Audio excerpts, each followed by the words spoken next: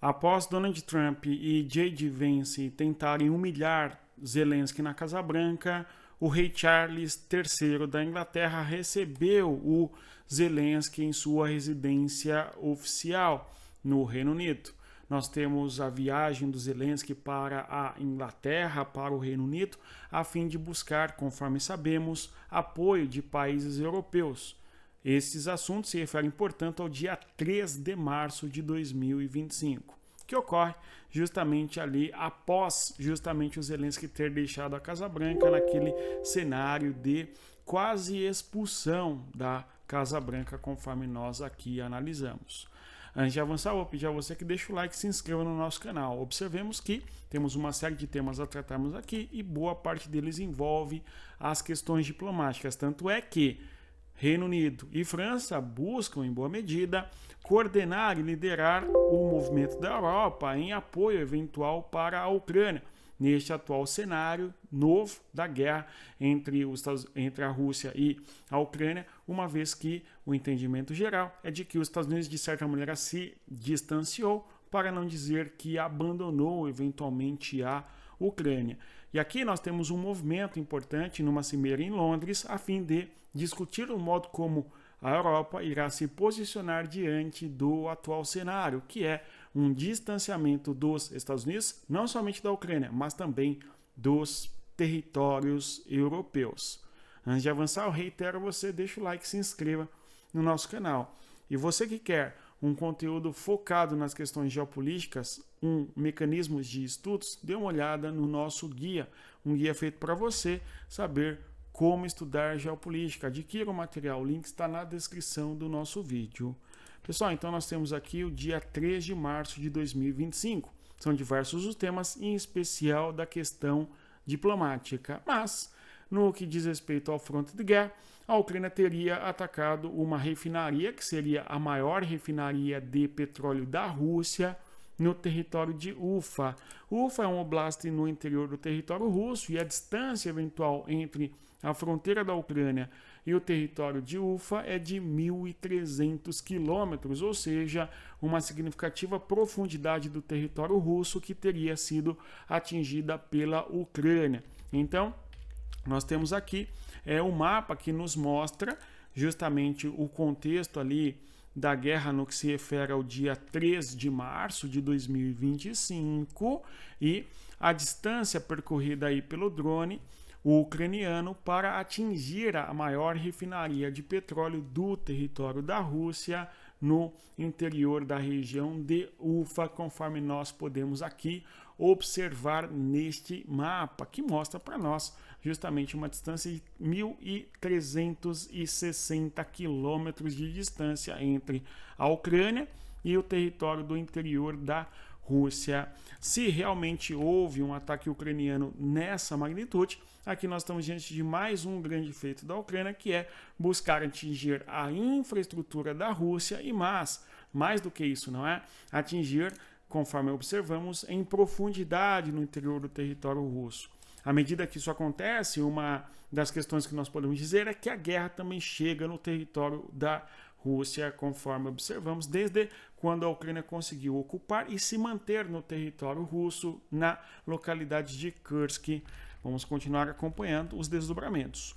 Pelo que parece, outra informação a respeito desse eventual ataque que a Ucrânia fez contra a refinaria de Ufa, esta refinaria não foi atingida pelo drone ucraniano, mas teria pegado fogo em decorrência de problemas locais tecnológicos. Então, teria sido um acidente que fez com que houvesse o fogaréu nessa refinaria. Nós temos uma série de vídeos em diversos meios de comunicação do Telegram mostrando justamente ali esta refinaria de petróleo russa pegando fogo. Até vou destacar aqui com vocês uma das imagens que mostra justamente esta refinaria em chamas. Vejam só, lá no horizonte nós vemos os tanques de combustíveis e torres de destilação em chamas.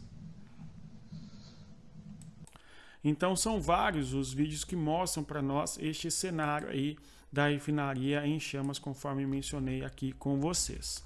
Avançando no nosso conteúdo, nós temos outro tema importante e fundamental, que é justamente a França e a Inglaterra, que querem, de certa maneira, liderar a questão geopolítica na Europa no atual cenário.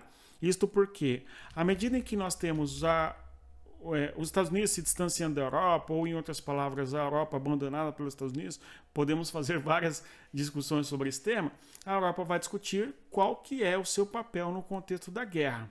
E o território francês e também a Inglaterra são os dois que estão buscando, em boa medida, serem os líderes aí de um novo redesenho da Europa.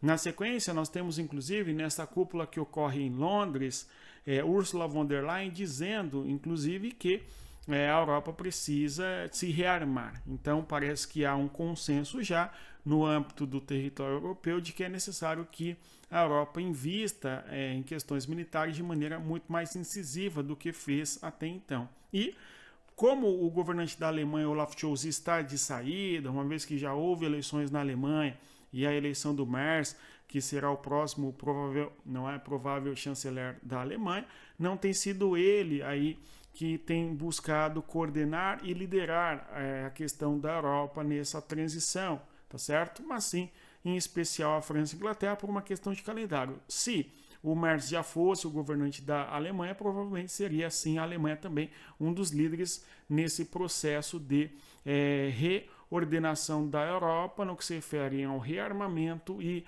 uma discussão reiterada a cada dia, que nós observamos aqui o contexto da guerra entre Rússia e Ucrânia, uma reiterada afirmação da Europa da necessidade de rearmamento. Tá?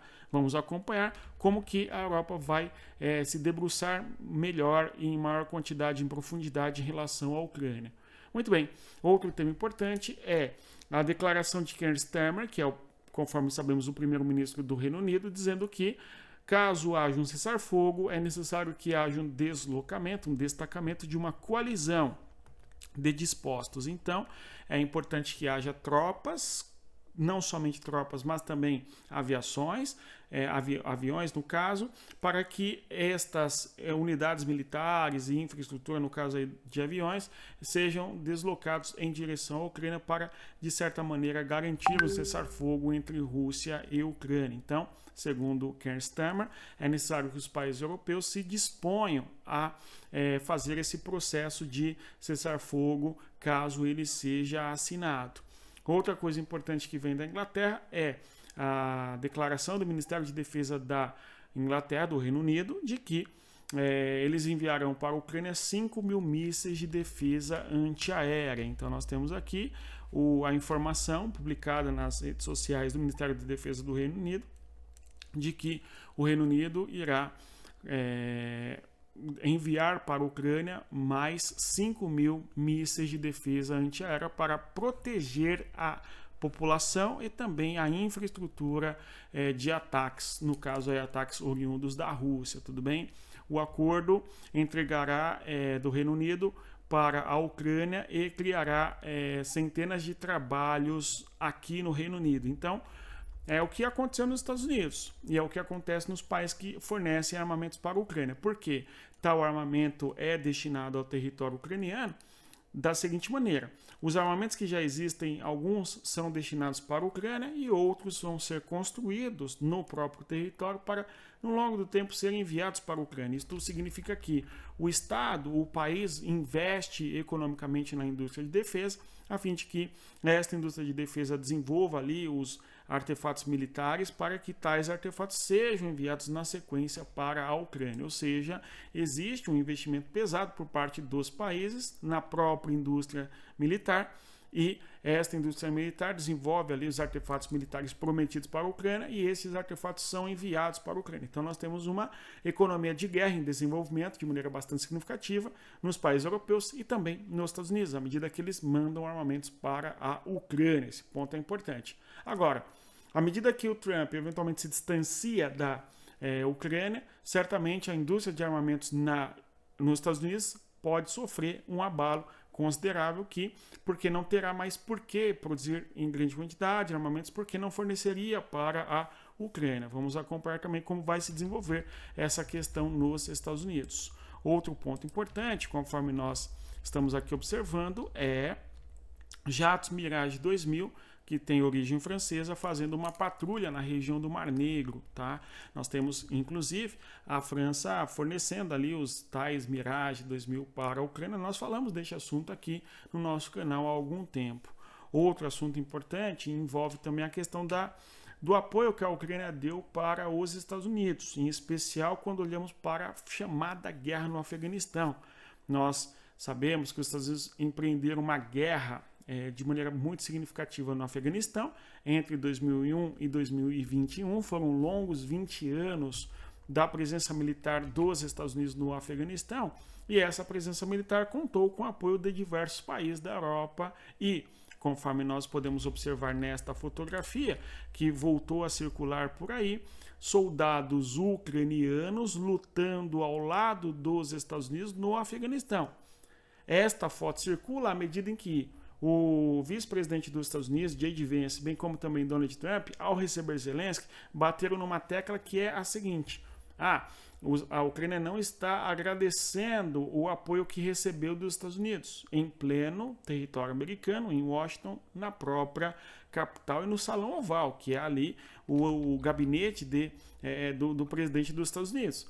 E aí, esta foto tem circulado justamente para evidenciar que a Ucrânia, quando eventualmente foi convocada em aliança com os Estados Unidos, participaram da presença militar norte-americana no território do Afeganistão.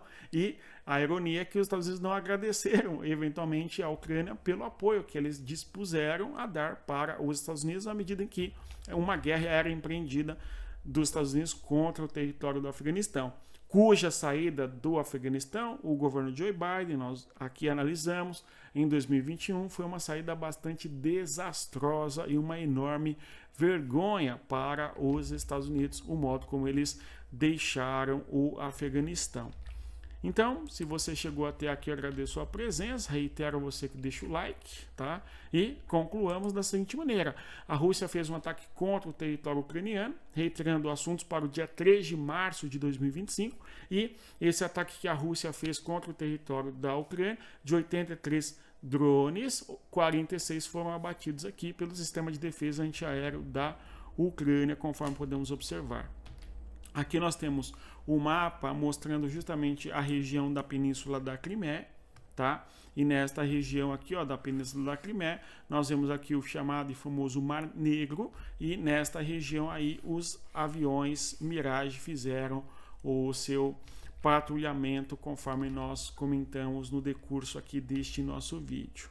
Mas é isso, se você chegou até aqui, eu agradeço a presença, reitero a você que deixa o like e adquira o nosso material, nosso e-book para você estudar a geopolítica em maior profundidade. Mas é isso, bons estudos, conforme sempre digo, respeita a geografia, até mais, tchau pessoal.